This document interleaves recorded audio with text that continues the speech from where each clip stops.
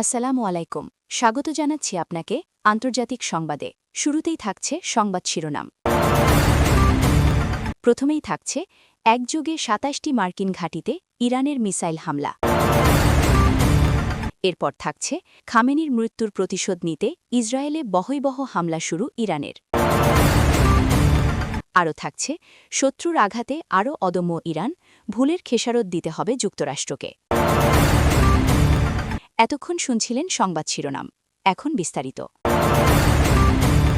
মধ্যপ্রাচ্যে উত্তেজনা চরমে পৌঁছেছে।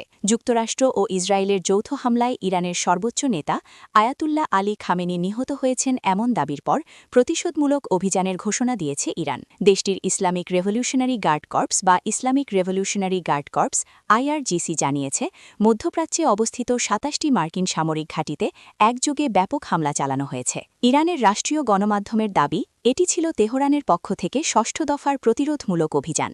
অভিযানে একযোগে বিপুল সংখ্যক ক্ষেপণাস্ত্র ও ড্রোন ব্যবহার করা হয়, যার লক্ষ্য ছিল যুক্তরাষ্ট্র ও তার মিত্রদের সামরিক সক্ষমতায় গুরুতর আঘাত হানা। হামলার পর IRGC এক বিবৃতিতে সতর্ক করে জানায়, এই অভিযান এখানেই শেষ নয়, বরং এটিকে ভবিষ্যতের আরও কঠোর প্রতিশোধমূলক পদক্ষেপের সূচনা হিসেবে উল্লেখ করা হয়েছে। বাহিনীর পক্ষ থেকে বলা হয়, শত্রুপক্ষকে আগামী দিনগুলোতে ভিন্ন কৌশলে আরও তীব্র আঘাতের মুখোমুখি হতে হবে। IRGCর দাবি অনুযায়ী এই হামলার আওতায় ইসরায়েলের ভেতরেও গুরুত্বপূর্ণ সামরিক স্থাপনা লক্ষ্যবস্তুতে পরিণত হয়েছে। এর মধ্যে রয়েছে ইসরায়েলের অন্যতম প্রধান বিমান ঘাঁটি তেল নফ বিমান ঘাঁটি এবং তেল আবিবে অবস্থিত ইসরায়েলি সেনাবাহিনীর প্রধান সামরিক সদর দপ্তর হাকিরিয়া সামরিক কমপ্লেক্স। তবে যুক্তরাষ্ট্র ও ইসরায়েলের পক্ষ থেকে এখনও এসব হামলা ও ক্ষয়ক্ষতির বিষয়ে পূর্ণাঙ্গ আনুষ্ঠানিক বিবৃতি দেওয়া হয়নি। আন্তর্জাতিক বিশ্লেষকদের মতে, যদি এই দাবিগুলোর সত্যতা নিশ্চিত হয়, তবে এটি মধ্যপ্রাচ্যের চলমান সংঘাতকে আরও বিস্তৃত ও বিপজ্জনক পর্যায়ে নিয়ে যেতে পারে। বর্তমানে পরিস্থিতি দ্রুত পরিবর্তনশীল। আন্তর্জাতিক মহল গভীর উদ্বেগের সঙ্গে ঘটনাপ্রবাহ পর্যবেক্ষণ করছে, আর কূটনৈতিক উদ্যোগ ব্যর্থ হলে অঞ্চল জুড়ে বড় ধরনের সামরিক সংঘাতের আশঙ্কা বাড়ছে। এরপর জানবেন, মধ্যপ্রাচ্যে উত্তেজনা নতুন এক বিপজ্জনক পর্যায়ে পৌঁছেছে। ইরানের সর্বোচ্চ নেতা আয়াতুল্লাহ আলী খামেনিকে কেন্দ্র করে সাম্প্রতিক ঘটনাপ্রবাহ গোটা অঞ্চলকে এক অনিশ্চিত ভবিষ্যতের দিকে ঠেলে দিচ্ছে। রাজনৈতিক উত্তেজনার পাশাপাশি সামরিক প্রস্তুতি এখন প্রকাশ্য রূপ নিয়েছে, যা আঞ্চলিক সংঘাতকে যে কোনো মুহূর্তে পূর্ণমাত্রার যুদ্ধে রূপ দিতে পারে বলে আশঙ্কা করছেন বিশ্লেষকরা। ইসরায়েলের গুরুত্বপূর্ণ শহর তেল আবিব এবং জেরুজালেমে একযোগে সতর্কতামূলক সাইরেন বাজানো হয়েছে।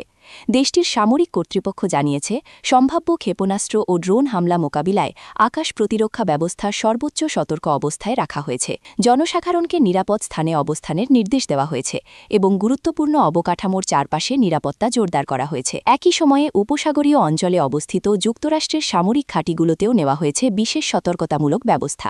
কাতারের আল উদেইদ বিমান ঘাঁটি, বাহারেনে অবস্থানরত ইউনাইটেড স্টেটস ফিফথ ফ্লিট এবং সংযুক্ত আরব আমিরাতের একাধিক মার্কিন স্থাপনায় নজরদারি বাড়ানো হয়েছে। সামরিক সূত্রগুলো বলছে, যে কোনো আকস্মিক হামলার আশঙ্কা মাথায় রেখেই এই প্রস্তুতি নেওয়া হয়েছে।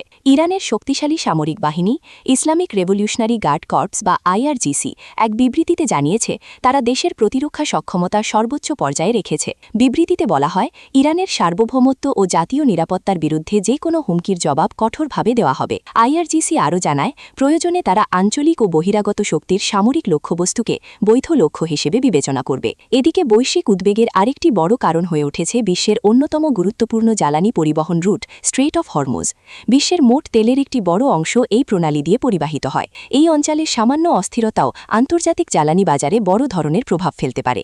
ইতোমধ্যেই তেলের বাজারে অস্থিরতার আভাস মিলছে বলে জানিয়েছেন অর্থনৈতিক বিশ্লেষকরা। মার্কিন প্রশাসনের পক্ষ থেকেও কঠোর বার্তা দেওয়া হয়েছে। প্রেসিডেন্ট ডোনাল্ড ট্রাম্প এক বিবৃতিতে বলেছেন, যুক্তরাষ্ট্র তার মিত্রদের নিরাপত্তা নিশ্চিত করতে প্রয়োজনীয় সব ব্যবস্থা গ্রহণ করবে। তিনি একই সঙ্গে হুঁশিয়ারি উচ্চারণ করে বলেন, মধ্যপ্রাচ্যে মার্কিন স্বার্থের ওপর আঘাত এলে তার জবাব দিতে তারা পিছপা হবে না।